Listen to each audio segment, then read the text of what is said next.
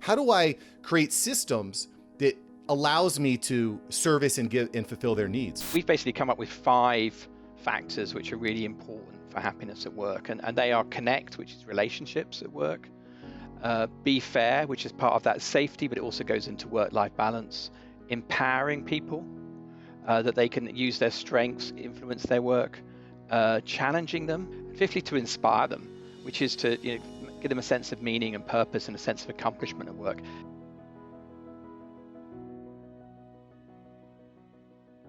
Statistician, happiness expert, TED Talk speaker, founder of Friday Pulse, which has helped over 1,000 teams improve happiness at work. Nic Marks, welcome to the show. Thank you very much. Really nice to be here, Mark. Yeah, Nic, an honor, because I love what you're doing with happiness. It's something that we don't talk enough about. And I'd love to ask you, why happiness? It's not very measurable. It's a difficult thing to measure. What makes people happy? How do we make them more happy? So what got you into happiness in the first place? Well, in some ways, it's a long story, but really it's about the fact that I'm interested in improving people's lives, and I'm a statistician. So if we're going to try and create a metric which actually summarizes how people's lives are going, then happiness, or sometimes called well-being, is the right sort of measure to do that. And you can create measures of it. Well, when I think typically of happiness, being here in the United States, it typically revolves around status or money. What importance do these things have on our overall happiness, or do they actually detract from our overall happiness? So they're probably less significant than people think. But that's not to ignore the fact that if you are poor, you don't have much money, then definitely you're less happy. But once you get beyond a certain point, it's not the biggest influence. Much more important are your relationships that you have, whether you feel you have a sort of sense of purpose and meaning in life. Those are much more important things than actually money and status.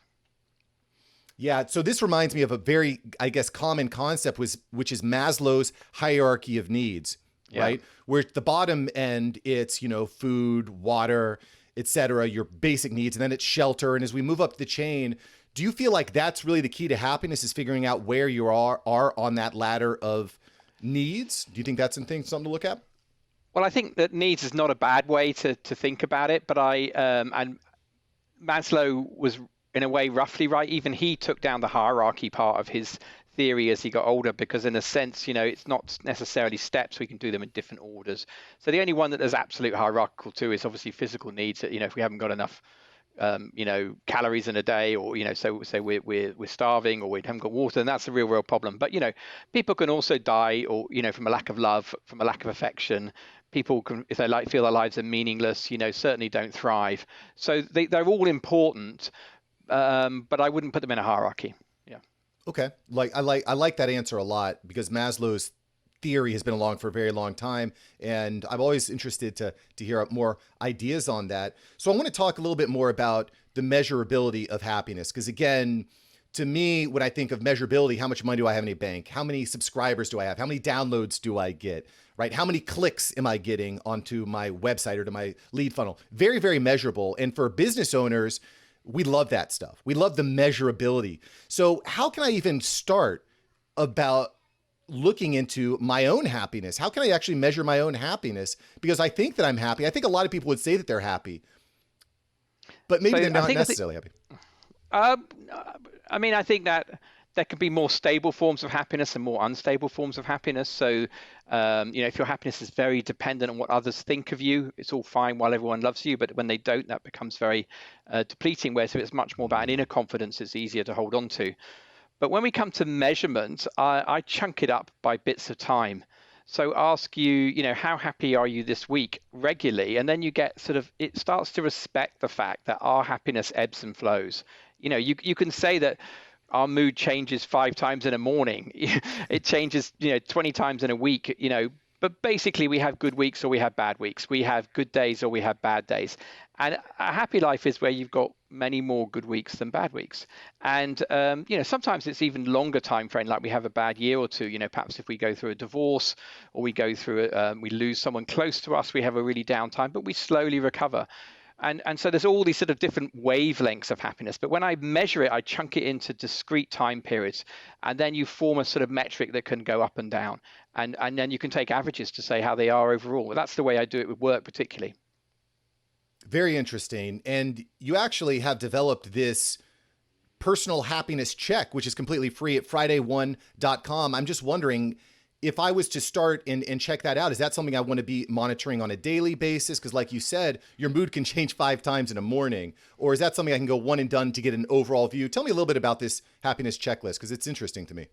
Yeah, so Friday One is designed to be as it's. I mean, the one in it is it's a one-off. We're not trying to create a tool that people have to subscribe to with that. It's a free. It's a sort of. I don't know if you've ever done one of those sort of 16 personalities tests, that you do for Myers-Briggs or things like that. It's a similar structure to that. You answer actually just 15 questions really, and it gives you a feedback on your happiness at work. It's specifically about at work actually, the test Friday One, and it helps you reflect on your work, what you could do to be better about it. And so it's a reflection tool really, but it starts with it. We benchmark you against people like you. We give you tips about how you could be happier at work in that way. So it's just fun and free to use as a sort of reflection tool. Very interesting. And I think that having awareness of our own happiness is important. And frankly, it barely gets talked about at all, which is one of the reasons I want to bring you on the show here. Love the TED Talk, by the way. I want to talk a little bit about some strategies, because you mentioned something that, again, I find very interesting. Unstable happiness versus stable happiness, right? An unstable form of happiness might be how many likes a post gets on Instagram. A stable form of happiness might be, I've been married for a few years and I'm happy. Am I getting you right on the stable versus unstable? Yes, I mean, psychologists talk about it about being extrinsic goals and intrinsic goals. Extrinsic are ones outside of you, so it can be money, fame, looks. That's a classic one. Luckily, I got used to the fact that I'm not the prettiest guy in the world many decades ago. But so those are a little more unstable. Your looks fade, your money, you could lose it. Fame can go up and down. Popularity is another one. When you're at school, the kid that always wants to be popular is not necessarily the most happy inside, because they're always having to worry about pleasing other people to keep them happy. Whereas if you start becoming comfortable with who you are in your skin, the values that you have, the types of things that you do, the hobbies that you enjoy, the relationships that you enjoy, then that's much more stable. And you're able to weather life's inevitable setbacks. We all have setbacks, and we all have pain, and we all have, that's always there. But it's how we bounce back from it and how we recover from it. And of course, and that's the journey of life in many ways. But those intrinsic ones are much more stable. I really like this a lot, because if there's one thing that's guaranteed in life, is there will be times of suffering. It's guaranteed. Yeah. And as an after-hours entrepreneur, I try not to get too high or too low, because I realize that that's just the way things go. It feels great when your team wins the Super Bowl, but next year when they come in last place, it doesn't feel so good. So do you think that there's a certain amount of weight or importance that we should put on these? Is it like 50% intrinsic, 50% extrinsic? As a statistician, I'm wondering, have we gotten that deep, or what level of happiness should we attribute to these external versus internal happiness goals? It's not quite as simple as that in some ways.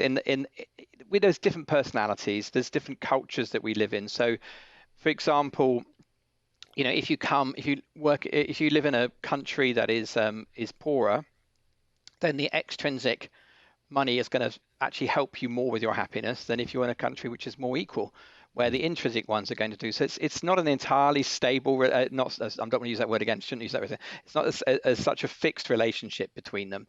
However, basically, if you ask people, would they like to be paid 20% more at work? Everybody always wants to be paid 20% more. The problem is, once we are paid 20% more, we then want to be paid another 20% more. But if you think about being in a good relationship, whether that's a marriage or whatever, once we've got a good relationship, we don't want another one.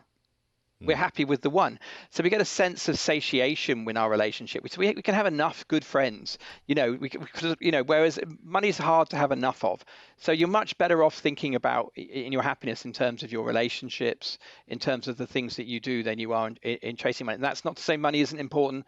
It definitely gets rid of misery, definitely protects us against situations. If you've got enough money, your car breaks down, you can go and fix it. If you don't, it suddenly ruins a month or 2 months. So there are huge differences for people who haven't got as much money. But once you have got enough, then it's other things that are really going to bring you the happiness goals. Makes a lot of sense. Makes a lot of sense. And of course, we're talking to Nic Marks here from FridayPulse.com. So I want to talk a little bit. You hit on a point here, Nic, that I think is interesting, and that's depending on where someone's at as far as their economic situation goes, depending on where they live, the culture of where they live. This is all relevant. And I have a fairly lean staff right now, but I've quickly found as an after hours entrepreneur that staffing, and both in my experience in managing an insurance agency and this social media agency, staffing is difficult. It's very difficult, right? Because we, as leaders, we want to make sure that our staff is happy. So when you say something like different people from all sorts of the world have different happiness impactors and factors, it makes me think like, how the heck am I going to make these people happy? I got people in the Philippines, in India. I got people in Europe. I got people in California. How do I create systems that allows me to service and give and fulfill their needs? So one is, I don't think it's just your responsibility, their happiness. It's a shared responsibility between them and you. And it's as a leader, it's about creating the right conditions for people to enjoy their work, and that does mean creating an atmosphere which is psychologically safe. Amy Edmondson would call it, where people can feel they can express themselves without getting shouted down, feel that they can give ideas. They feel that they're safe psychologically. Mm-hmm. That's an important factor. And actually, we've basically come up with 5 factors which are really important for happiness at work, and they are connect, which is relationships at work. Be fair, which is part of that safety, but it also goes into work-life balance. Empowering people, that they can use their strengths, influence their work. Challenging them. Actually, people enjoy learning and stretching. It's a good experience for people. And fifthly, to inspire them, which is to give them a sense of meaning and purpose and a sense of accomplishment at work. And those 5 things, if you can get those right in your teams and your organizations, connect, be fair, empower, challenge, inspire, you go a long way to creating a happy workplace. It's not the only thing you can do. Probably the other thing you can do is really support, if you've got a management structure system, really supporting managers to be good people managers.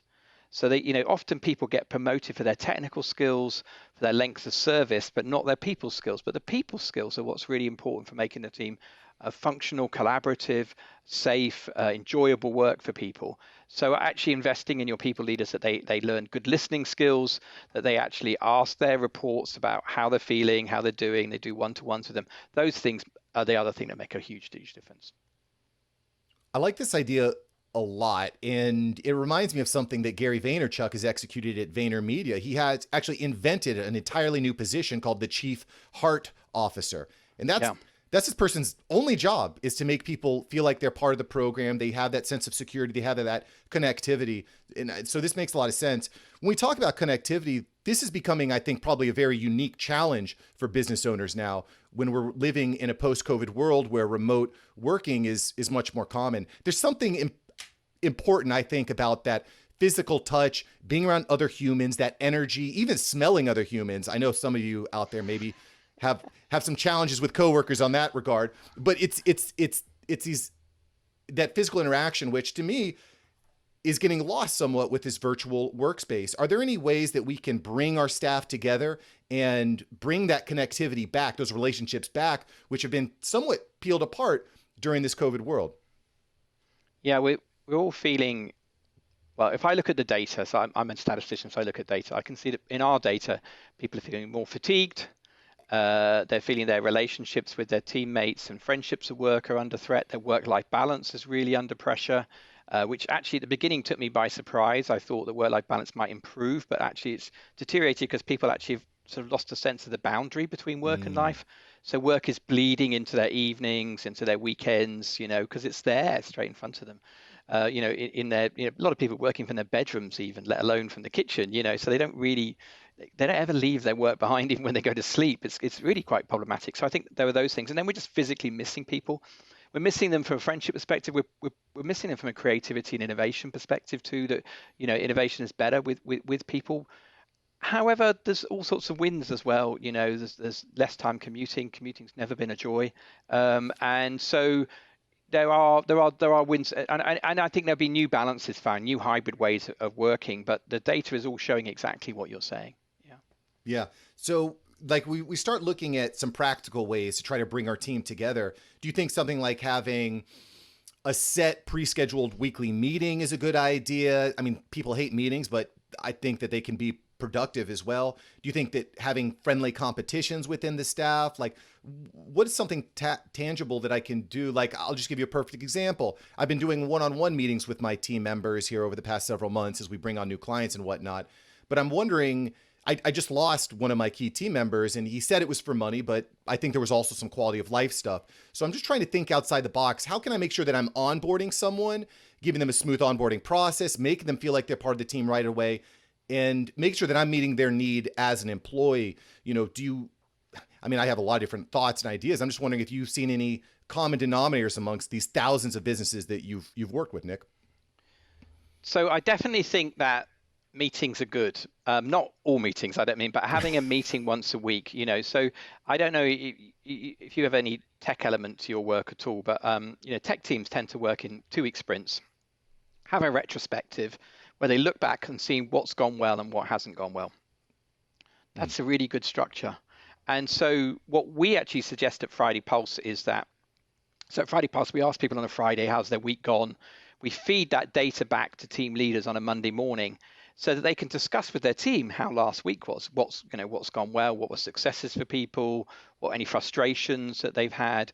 And you basically set the tone for the next week. It doesn't have to be a long meeting, and it has to have a strict agenda. I think meetings get boring when they're too long, too flabby, too many people on them.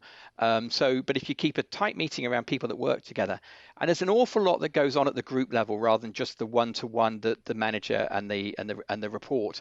There's an awful lot that goes on between colleagues. You know, there's a lot of collaboration that goes on at the team level. So it's bringing that whole team together, and basically it's about team bonding, collaboration. That goes on. So we suggest quick 15-minute, half an hour meeting on a Monday morning. What went well last week? What didn't? How can we do better this week? And we have data to power that at Friday Pulse. That really, because I don't know how many people you have in your organization. I'm imagining, I don't know how many. I mean, about 5. I have 5. Yeah, so you're one team, really, one team. Right. But when you've got larger groups that have got multiple teams, it's very hard to get consistency across those teams. You know, that have pockets of great practice and pockets of less great practice. How do you help rise these people up? And so a tool like Friday Pulse helps you do that because you see how every team is doing, and you can support those line managers that are perhaps less natural people managers. Or to be honest, if they're terrible people managers, you need to move them on because they're costing you. You know, they're costing you a lot of money. If they're demotivating everybody, you know, don't keep them in that role. They might be technically brilliant. We'll give them a technical job, but you know, make someone a people leader who's a people person. So this is a really good point. It's placing the right people in the right positions, because I've definitely made the mistake of trying to fit a square through a circle peg, and spoiler alert, it doesn't work. Do you think that maybe that's something that we as business owners can tweak on our onboarding to make sure that because, you know, a lot of times when I'm hiring a virtual assistant, I go to a job board, someone will say like, I do social media and video editing and copywriting and email. I'm like, but what do you want to do? You know, so do you think that there's ways that we can ask better questions up front so that we can make sure that we're fitting the right people into the right job so that they can actually have that high level of happiness and feel like they're integrated and feel like they're challenged and feel like they're empowered and inspired to do work? Do you feel like there's any good practices for onboarding?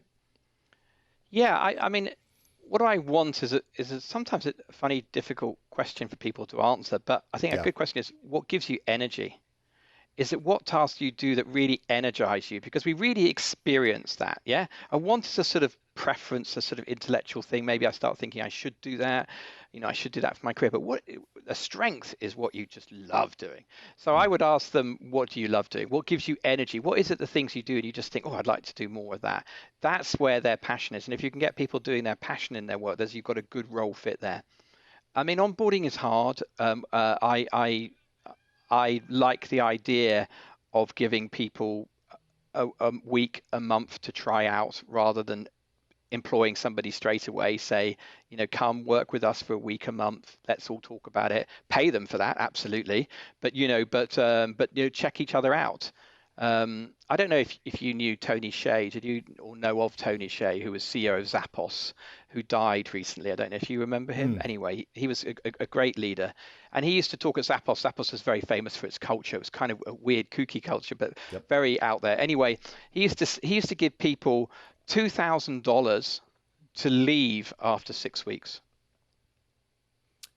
So I got to know more about this. You're paying people to leave your company. Is that what, am I hearing you right? I mean, he was a bigger company, so he was, hundreds or if not thousands of people. Right, but right. basically, he said, if you get a bad fit, it costs you a lot. So if after 4 or 6 weeks, they'd rather take $2,000, maybe 2 weeks' salary, to leave, you've got such value for that decision.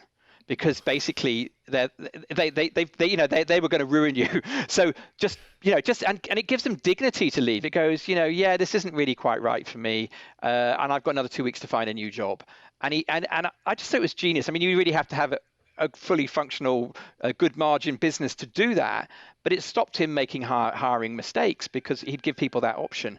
And I mean, and in a way, it's the same thing as at least give people a 1 month probation. Check it afterwards, and dare to give people feedback. I mean, I think sometimes as leaders, we sort of want to just sort of be softly with people. I find this is my mistake anyway. Softly with people because I like to think I'm a nice guy, which is a bit of a mistake sometimes. But and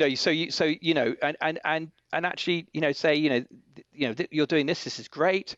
To do this, we need to learn and work on these things and see whether people are up for the challenge. And keep looking at that feedback. Everything for me is about learning and a feedback. It's about how do you keep doing that.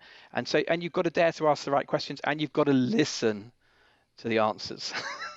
Yes, listening and executing for absolutely. And I love that example about paying someone to leave the company. I mean, that's just remarkable because if they do decide to stay, they've actually made a financial commitment, which psychologically is a powerful thing for keeping people on board. They've already, you see this a lot of times with these coaching programs and whatnot. When people do it for free, they're much less likely to execute. But if they've invested a couple $1,000s, they'll actually see it all the way through. That's I would never have thought of that. So I'm glad you brought me on the show. I brought you on the show to talk about that. I want to go in on another point here. I know we've only got you for a few more minutes, Nic. Your time is very valuable. You talked about 5 major things that we want to look at: connectivity, fairness, empower your employees, challenge your employees, inspire your employees. These five metrics. When we talk about fairness, this is a difficult thing, right? So are you talking about sharing salaries with everyone, or what do you mean when you say fairness? How can we be more fair with our team members? So specifically, I think I mean about respecting them and their life outside of work, appreciating them for their efforts beyond just paying them. And fairness is about giving everyone the same opportunity to thrive. Mm-hmm. It comes much in larger systems. This is more of an issue than in a small team. But let's say you've got a small team even, right? And you sort of got a favorite. Maybe they're your buddy. You knew them before, and everyone else is going to feel, oh well, he always listens to him. Yeah, doesn't listen to me. That starts setting up a sort of dynamic of unfairness. That there's something that's not about what I do and how much effort I put. There's a favorite over here. So I mean that's a classic way for unfairness to start coming in a small business. Co-founders have to watch out for that. When you've got two or three co-founders, maybe one of the co-founders isn't the most intelligent person in the system, isn't making the best decision, but they're still listened to because they're one of the co-founders. Well, actually, that should be nothing to do with it. It should be best idea wins. It should be best execution wins, whatever it is. Yeah. So that's what it really about fairness is really respecting people's efforts. And pay comes into that obviously, which is that people need to feel they're paid fairly. It's more about fair pay in terms of happiness than it is about level of pay. So, if you feel you're paid fair to your peers in the organization and outside, then at least that takes money off the table. And those are the sort of ways. I mean, and to me, a lot of fairness and what you're talking about, the same opportunities, the same level of trust and respect for your employees. To me, a lot of that comes down to being transparent, being transparent of what am I actually looking for in this position? What can you expect if you continue to execute on this position? And I'll give you just a quick example. I was working at a pretty big box realtor. I was working at a very large big box retailer here in South Florida. This was several years ago, and I wanted to move up within the company. And they said, "Okay, Mark, you can do this, you can do this, you can do this, you can, run our community organization. You can do some volunteer work. You're getting a college degree. You're doing all the things right." And then when it came time for that position to open up and for them to give that position, they gave it to someone that hadn't done any of those things. And I'm thinking to myself, like, I don't feel like this is fair. I did exactly what you asked. I executed, and I'm not getting the result that I expected, and I don't work for the company anymore, clearly, and I mean, unfairness is very corrosive, and what it provokes in people is anger. As an emotion, and anger is a very fast-moving emotion. So if you see somebody else is treated unfairly in the organization, you feel angry on their behalf very quickly as well. So it's very contagious. So it's a problem. Transparency is a lot to do with it. So when COVID was coming and all sorts of organizations were struggling, the advice to give was be super transparent about what your business challenges are. People will understand if they. I know we had furloughing in the UK. You didn't have furlough, did you? In the US, you had more people made redundant, and there were, but there were all sorts of challenges. But if you were transparent about it, at least people got it. They understood it. It wasn't what they wanted, but it wasn't unfair. Yeah. Well, yeah. I mean, I think this is a really important thing to talk about, and it is very difficult to navigate because fairness can also be impacted by perception. Someone thinks that they're working really hard, but are you really? Are you really? So this is a tough thing, but I agree with you. The transparency and it definitely made me angry. I did not stay long after I got passed up for that position. Yeah. Because I felt like I was treated unfairly. So that's really important. And I definitely would encourage everyone, check out the show notes here and definitely check out Nic Marks. You can find him all over the web. He's the founder of Friday Pulse, and he can definitely help you make your people more happy. And before I let you go here, Nic, I gotta ask you a few rapid fire questions. The world famous After Hours Entrepreneur rapid fire. Nic, if you could only have one social media app on your phone, what would you have? LinkedIn. Does that count? Yeah, LinkedIn is great. I'm all in on LinkedIn. Definitely make sure you check out Nic on LinkedIn. What is a book on your list to read this year?